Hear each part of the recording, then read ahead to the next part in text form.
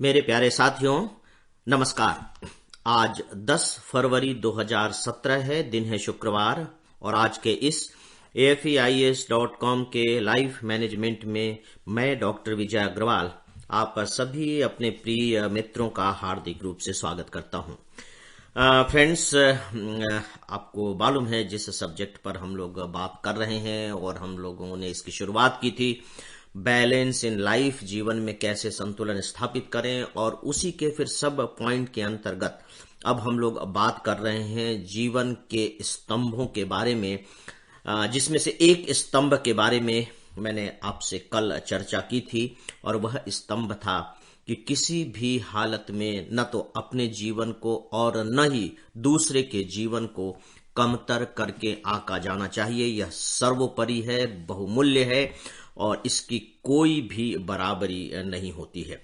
और मित्रों, एक बार मैं फिर से आप लोगों को याद दिला दूं कि इन स्तंभों की चर्चा मैं जानबूझकर इसलिए कर रहा हूं कि आपको वो तत्व मिल सके कि जब आप अपना बैलेंस खो रहे हों तो उस बैलेंस को एटलीस्ट खोने से बचाने के लिए, चलिए अभी बैलेंस स्थापित नहीं हुआ है, स्थिति असंतुलन की ही है, थोड़ा सा वक्त लगेगा उसे संतुलन में आने में, लेकिन उस वक्त को, ये जो लगने वाला वक्त है, इसको हम कैसे बिताएं, कैसे संभाल कर रखें, उसी के लिए, उसी दृष्टि से मैं आपको 4 स्तंभ, पिलर्स आप कह लीजिए, खंभे प्रोवाइड कर रहा हूं, जिसमें पहला खंभा है मित्रों की जीवन सर्वोपरि है।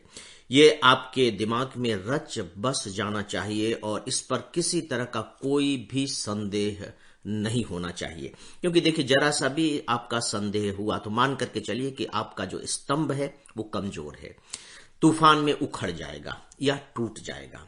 तो कुछ हमें अपनी जिंदगी के लिए, जैसे रीढ़ की हड्डी होती है, इसी तरीके से अपने विचारों की भी हड्डी, रीढ़ की हड्डी कह लीजिए, तैयार करनी होती है। उसमें से इसे आप पहले स्पाइनल कॉर्ड कह सकते हैं। मित्रों, अब जो दूसरा स्तंभ है वह है, हो सकता है कि इस दूसरे स्तंभ के बारे में आप सबकी अपनी अपनी राय होनी भी चाहिए, उस पर विचार करें और विचार करने के बाद फिर अपनी राय को बिल्कुल पक्का रूप दे दें। और वो है दोस्तों कि कोई एक सर्वोच्च सत्ता है, इसे आप अलग अलग नामों से पुकार सकते हैं, कुछ भी कह सकते हैं।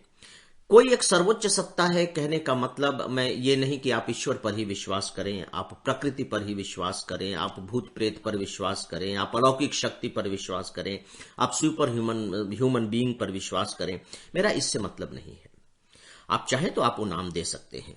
ज्यादातर लोग तो ईश्वर का ही नाम देते हैं। सभी धर्मों में यही स्थापित किया गया है कि कोई एक है जिसने इस दुनिया को बनाया है, वो हमें देख रहा है और वो न्यायप्रिय है, वो हमारे साथ न्याय करेगा।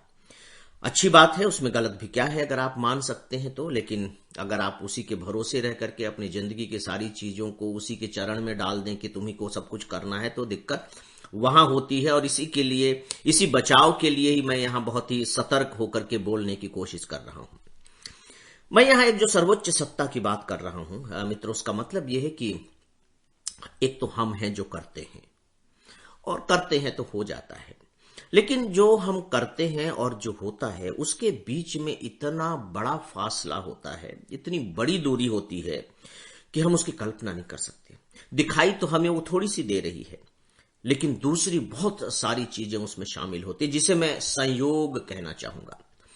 देखिए, मेरा अपना काम है कि मैं कौर अपने हाथ से उठाता हूं थाली पर से और अपने मुंह तक ले जाता हूं, यह हो रहा है।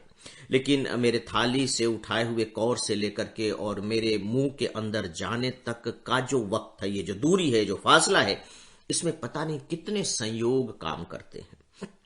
हम नहीं जानते कितने संयोग काम करते हैं। उसमें मक्खी आ जाए, हाथ डोल जाए, इस बीच में हार्ट अटैक ही हो जाए, सांस रुक जाए, कोई डांट दे तो कौर नीचे का नीचे ही रह जाए, कोई अपमानित कर दे तो पता लगेगा कि कौर उठा करके अपने मुंह में डालने की बजाय आप उसके मुंह पर फेंक दे, पता नहीं कुछ भी हो सकता है। ये सब संयोग मात्र है जिसकी हम कल्पना नहीं कर पाते, विजुलाइज नहीं कर पाते। तो ये जो विजुलाइज नहीं कर पा रहे हैं, जिसकी कल्पना नहीं कर पा रहे हैं, जिसका हम अनुमान नहीं लगा पा रहे हैं, जो हजारों लाखों करोड़ों किस्म के संयोगों को जन्म देता है, उसे मैं कहता हूं सर्वोच्च सत्ता।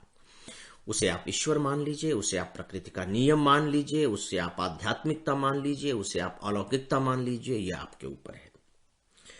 दोस्तों, इससे होता क्या है, मैं ये बात क्यों कह रहा हूं? जैसे कहते हैं कि झूठा ही सही लेकिन ख्याल अच्छा है। जिंदगी को जीने के लिए, एंजॉय करने के लिए ख्याल अच्छा है, ये झूठा है तो क्या फर्क पड़ता है? आनंद तो आ रहा है ना। आप इसे इसी रूप में मान लीजिए। यह मैं इसलिए कह रहा हूं फ्रेंड्स कि जब हम बहुत ही ज्यादा गंभीर क्षणों में होते हैं, बहुत ही ज्यादा दुख के क्षणों से गुजरते रहते हैं और हमें कोई रास्ता दिखाई नहीं देता, चारों तरफ घनघोर अंधियारा छाया रहता है, तब वो जो सर्वोच्च सत्ता की जो आस्था है, वो एक प्रकाश की नन्ही सी झिलमिलाती हुई हल्की सी किरण की तरह दिखाई देती है और हमारे अंदर ये विश्वास पैदा होता है कि समथिंग विल टर्न अप, यानी कि कुछ न कुछ हो जाएगा, शायद कुछ बेहतर ही हो जाए। क्योंकि देखिए, जो सबसे बड़ा संकट है दोस्तों, कि जब हम पूरी तरह असंतुलित हैं, यानी कि यूं मान लीजिए कि हम दलदल में धंस रहे हैं, आएगा हेलीकॉप्टर, आएगा, लोग आएंगे, हमें उस दलदल से निकाल लेंगे, लेकिन उनके आने तक हम सिर तक न धंस चुके हों, ये इंतजाम तो हम ही को करना होगा ना, कि हम अपने को इतना तो बचाए रखें कि हमारा दलदल मुंह तक भले आ जाए लेकिन नाक बची रहे, सांस ले सके। यानी कि उन गंभीर और चुनौती भरे क्षणों को केवल गुजरने देने तक के बारे में हमें सोचना है कि किसी तरह से यह गुजर जाए। तो मित्रों, उस समय जो सर्वोच्च सत्ता के प्रति जो आस्था है, वो बहुत जबरदस्त रूप से काम करती है। फिर आप अपने को गड़बड़ाने से रोक लेते हैं, आपके पैर फिर डगमगाते नहीं हैं, पैर फिर हिलते नहीं हैं, धंसते नहीं हैं, मजबूती के साथ खड़े रहते हैं, भले ही किसी की प्रतीक्षा में ही क्यों न सही, लेकिन खड़े तो हैं, और ये बहुत जरूरी होता है। मित्रों, अब जो तीसरा स्तंभ है वो ये है, कर्म का ही फल मिलता है। यानी कि हमें ये मानकर चलना चाहिए कि हम जैसा करेंगे, अच्छा या बुरा, हमें उसका वैसा ही फल मिलेगा। इस बारे में हमें कोई डाउट नहीं करना चाहिए, हमारे दिल दिमाग में किसी तरह का कोई भ्रम नहीं होना चाहिए। हमें ये कभी भी नहीं मानना चाहिए कि मैं अगर पढ़ूंगा नहीं लेकिन हो सकता है कि पास हो जाऊं। हमें कभी नहीं सोचना चाहिए कि मैं जमीन में बीज नहीं डालूंगा और हो सकता है कि फसल लहलहा जाए, कभी भी नहीं सोचना चाहिए। और ठीक इसी तरह से पॉजिटिव रूप में यह सोचना चाहिए कि अगर मैंने धान बोया है तो धान के ही पौधे लहलहाएंगे, यह भरोसा होना चाहिए। इससे होगा क्या? इससे होगा यह कि आपका भाग्यवाद से थोड़ा सा आप अलग होंगे, कर्मवादी बनेंगे।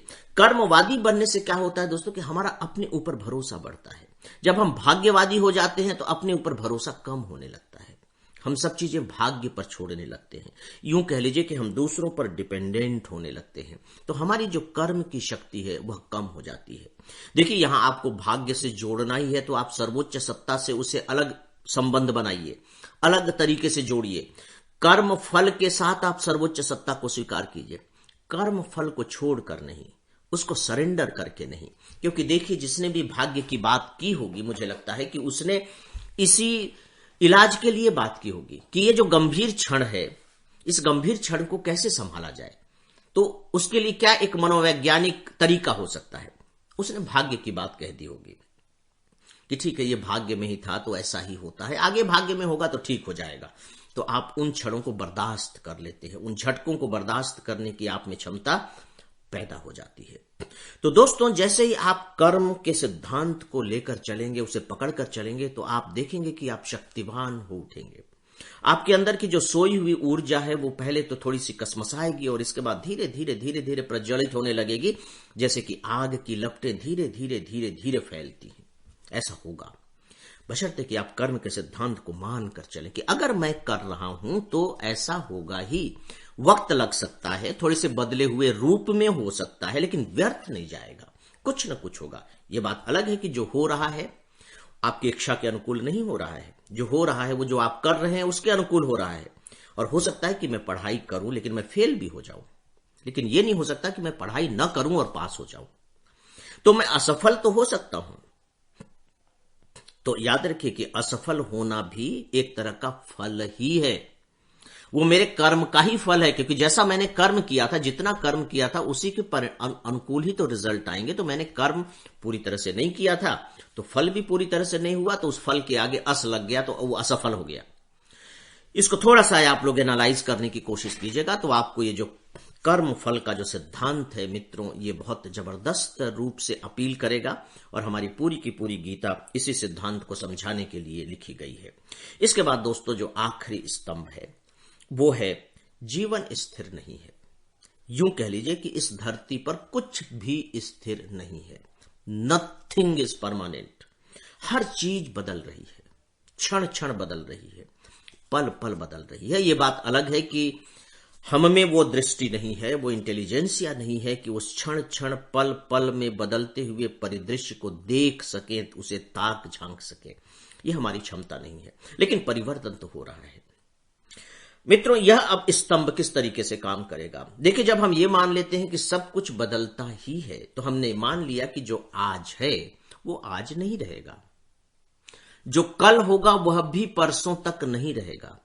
इसका मतलब है दोस्तों कि अगर आज मेरे साथ कोई बहुत बड़ा संकट है तो यह स्तंभ मुझे इस बात का सहारा देता है, मुझे उड़ने से बचा लेता है कि ठीक है, आज जो कुछ भी है ये कल नहीं रहेगा, ये बदल जाएगा। बदलना शुरू हो चुका है, हम नहीं देख पा रहे हैं क्योंकि हमारी आंखें डबडबाई हुई हैं। डबडबाई हुई आंखों से तस्वीर साफ दिखाई नहीं देती है, हम तो दुखी हैं ना।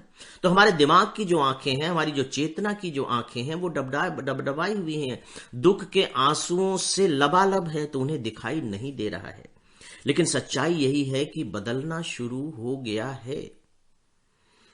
तो दोस्तों जो गंभीर क्षण होते हैं, जो चुनौतियों के क्षण होते हैं, जब हम उसमें सोचते हैं कि नहीं ये परमानेंट नहीं है, क्योंकि आज जो स्थिति हमारी है एक तो कल नहीं थी ना, कल हम बेहतर स्थिति में थे, आज हम थोड़ी सी बदतर स्थिति में हो गए। तो जब बेहतर स्थिति परमानेंट नहीं रही है तो ये बदतर स्थिति भी परमानेंट नहीं रहेगी। तो दोस्तों मुझे यह लगता है कि अगर हम इन 4 स्तंभों पर अपने जीवन के दर्शन को, अपने जीवन की व्यावहारिकता को खड़ा कर लें तो आप देखेंगे कि आपकी जिंदगी कितनी बदल जाएगी, कितनी मजबूत हो जाएगी, कितनी शानदार हो जाएगी और कितनी बेहतर हो जाएगी। आप करके देखिए।